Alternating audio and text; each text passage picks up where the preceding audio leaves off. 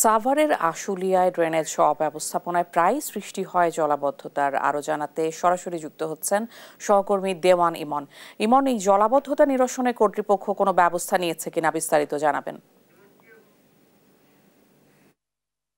আপনাকে ধন্যবাদ। আমি এই মুহূর্তে রয়েছি আশুলিয়ার জামগড়া এলাকায় এবং এই এলাকার আঞ্চলিক যে সড়কগুলো রয়েছে সেই সড়কগুলোর কিছুটা বৃষ্টি হলেই দেখতে পাচ্ছেন যে এই অবস্থায় কিন্তু পরিণত হয়। এটির মূল কারণ হচ্ছে যে এখানে কিন্তু দীর্ঘদিন যাবৎ এই জলাবদ্ধতা লেগে থাকার মূল কারণ হচ্ছে এখানে পরিকল্পিত কোনো ড্রেনেজ ব্যবস্থা নাই, যে কারণে কিন্তু এই যে শিল্পাঞ্চল আশুলিয়া, এখানে যেহেতু অসংখ্য শিল্প কলকারখানা রয়েছে, এই সমস্ত শিল্প কলকারখানায় যে সমস্ত বায়ার এবং প্রতিনিয়ত যে শ্রমিকরা এই সড়কগুলো ব্যবহার করেন তারা কিন্তু নানা ধরনের দুর্ভোগ তাদের কিন্তু এই সড়কের কারণে পোহাতে হয়। এবং এখানে কিন্তু এই যে বৃষ্টির পানিতে যেই জলাবদ্ধতা সৃষ্টি হয়েছে, এটি কিছুক্ষণ বৃষ্টি বৃদ্ধি পেলে কিন্তু এটি আরো আরো এখানে এই জলাবদ্ধতা কিন্তু আরো বিক- প্রকট আকারে এখানে রূপ ধারণ করে। এবং এখানে যারা ব্যবসায়ী রয়েছেন তারা যেটি বলছিলেন কিছুক্ষণ আগে আমাদেরকে, যে এই যে জলাবদ্ধতার কারণে কিন্তু এখানে যেহেতু মানুষজন চলাচল করতে পারছে না এই সড়কটি দিয়ে, সেই কারণে কিন্তু এখানে যারা ব্যবসায়ী রয়েছেন বেশিরভাগ দোকানপাট গুলোকেই কিন্তু দেখতে পাচ্ছেন যে এরা কিন্তু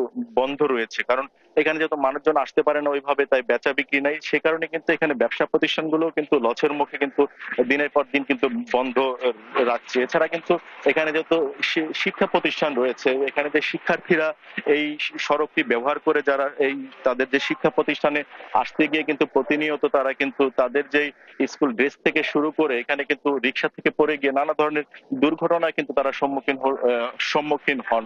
এই বিষয়টি নিয়ে আমরা কিছুক্ষণ আগে যে উপজেলা ইঞ্জিনিয়ার যিনি রয়েছেন তার সাথে কথা বলছিলাম, যে তারা কবে নাগাদ এটির উদ্যোগ নেবেন বা কেন তারা এখনো পর্যন্ত পরিকল্পিত কোনো ড্রেনেজ ব্যবস্থা বা রাস্তার সংস্কারে কেন এগিয়ে আসছেন না সেই বিষয়ে জানতে চেয়েছিলাম।